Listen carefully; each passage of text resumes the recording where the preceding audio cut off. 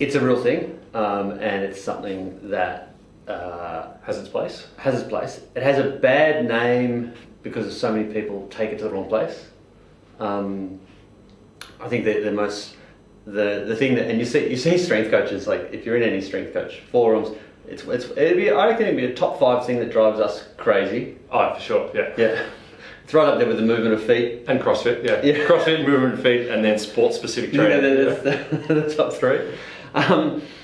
And it's because well-meaning people will decide, well, I want to be sport-specific, so I'll do an agility drill, but we'll mix in, to keep the athletes interested, we'll mix in a kick at the footy at the end. So agility drill, go get a loose ball, give a handball, and then go kick a goal or something. Yeah.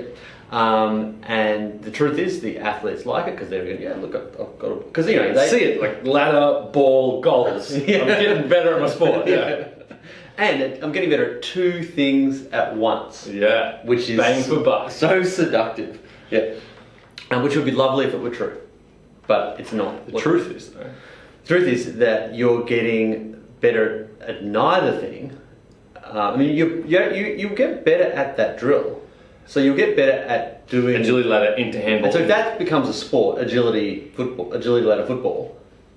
Yeah. Sign me up, yeah.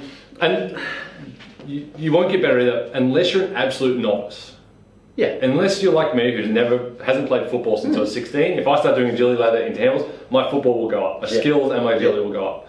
But once I get to a point, that's no longer the most effective way to improve my skills. Yeah. So once you're at a more elite or even intermediate level, you need to. This mixing of drills is not that effective. No, because you're not. Because what you want is when you I mean, if you ever want a book about this, the Talent Code. Have you read the Talent Code? Not yet. Oh, yeah. Need to get on that. Yeah. Okay. It's an amazing book. Where did I have it? I haven't seen it. Maybe that's why I haven't read it. It's because it's in my iPad. I didn't buy a hard copy, which I regret. And it talks about the acquisition of skill, and it looks for talent hotbeds all around the world. It's all about being really focused on that skill. So there's the tennis academy in Russia that's produced more top 50 tennis players than anywhere else, and they're not allowed to have a racket for like a year. It's really Karate Kid wax on, wax off stuff where it's intensely, slowly practicing the shape of the hit. Yeah. It's really grooving that neural groove, laying down the myelin sheathing that encases the neural pathway. Make them fire faster, yeah. Yeah, as there's less leakage of the signal. And so everything we know about skill acquisition is it's focus on that skill. Yep.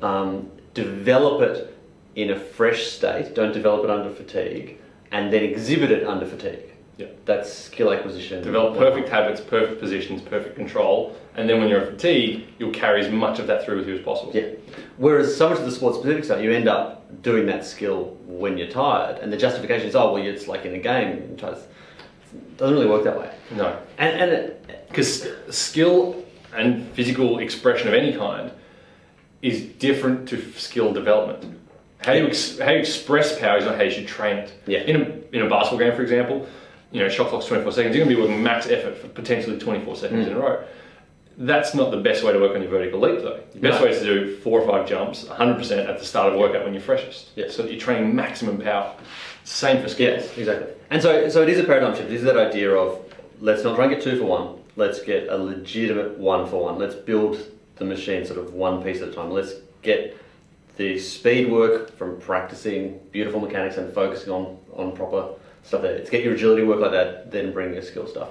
I think the other thing is that, so you want to separate the 2 out and get the thing you're chasing, really know what the goal is for this drill, why am I doing it, why we're here. Yeah, I think start with why. Yeah. It's such a good, it's like, you've got an agility drill, it's got ball handling in it, or it's got soccer dribbling around cones. It's like, okay, why? Are you actually training agility? So are the players actually cutting and changing direction at maximum intensity?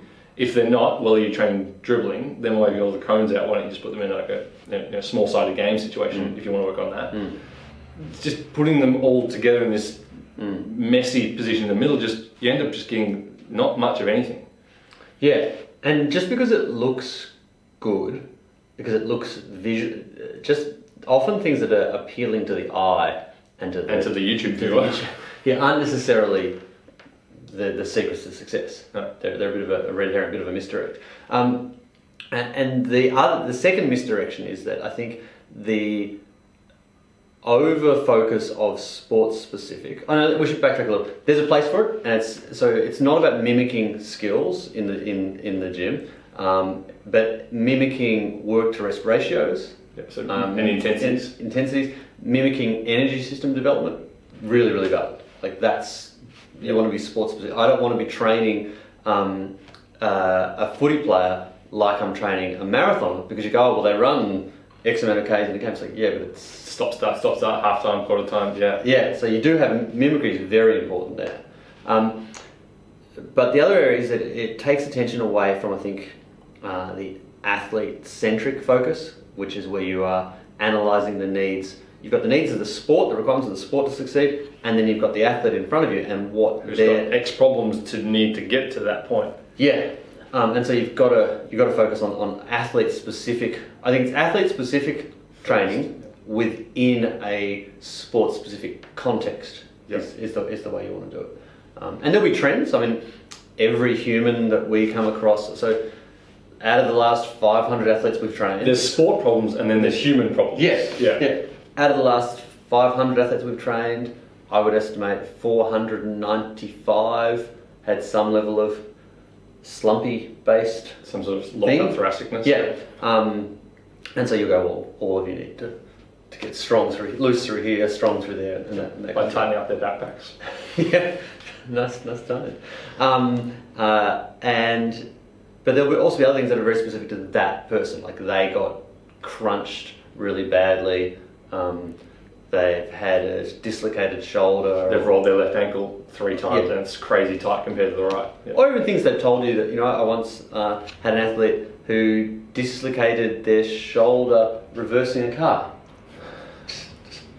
Just popped it. Oh wow. And so that tells you your collagen is, if there's a continuum of collagen from lovely stiff collagen that doesn't allow joints to be displaced to floppy, you are gymnasts.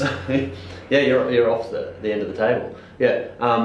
So that athlete specific thing I think is where focus pays off a lot more. And for athletes that aren't getting structured coaching, it's a matter of just assessing themselves and going, okay, well, what's the thing I'm really good at? What's the thing I suck at? I probably should work on the thing I suck at a bit more.